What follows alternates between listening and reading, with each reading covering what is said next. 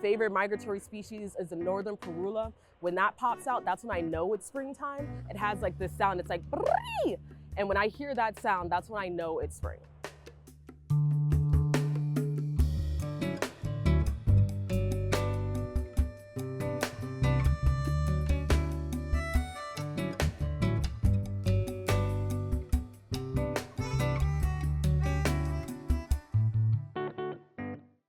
Marty, are you ready to go birding? Absolutely, I am looking so forward to it.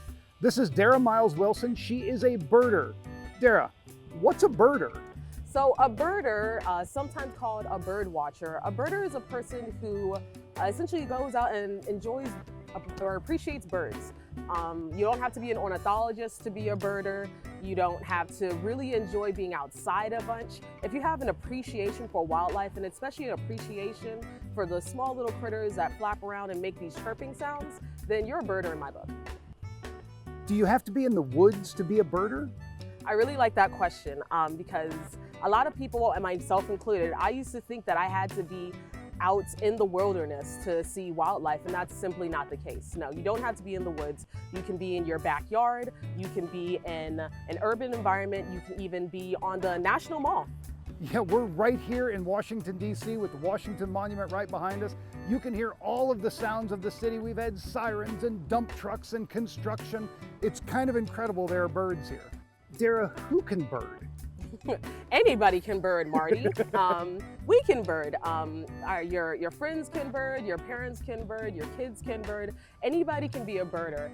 And you don't, even though we're really lucky to have these super cool tools right here, binoculars, you don't need really expensive binoculars to be able to go birding. What I really love are, I really love tools that are really easy and very available to almost anybody. If you have a phone, you have this tool. It's an app called Merlin, and I equate this to a Pokedex. If anybody played Pokemon, you know, you hold up that Pokedex and then it tells you what you're seeing. This, you hold it up, it hears a sound, it tells you what you're hearing with like a 99% accuracy rate. So that's really cool, and that's a very crucial tool for learning. That's awesome. What about sketching? Do you make sketches of birds to keep track of what you've seen? I personally don't, because I'm not the best artist. I like taking pictures, but I have some really good friends who are really, really prolific artists. And in fact, that's how early on, when we were first learning about birds, we learned by sketching them. We learned by making observations on what are we seeing, what are their character traits. How can a kid get into birding? So the easiest way for a kid to get into birding, I'd say, would just be to look outside of your window or any place where you like to visit and start listening to different sounds of different birds, and start to notice when you hear a sound of a bird, for example, try and identify that bird. Pretty soon you're going to start associating, oh, this bird makes this sound.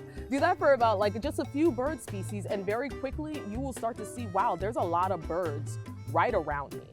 Dara, this has been awesome. Thank you so much for teaching me about this, but can we go do some birding? Yes, please. Let's go. All right, so let's look at the heron over there, and then I'll just kind of do it. There's a heron over there? Oh, there's a heron over there. Look at me. Oh, I'm finding the birds. Yeah, that's a great blue. Oh. They're beautiful. They are. Also, terrifying. They're the great white sharks of the sky. Like, seriously.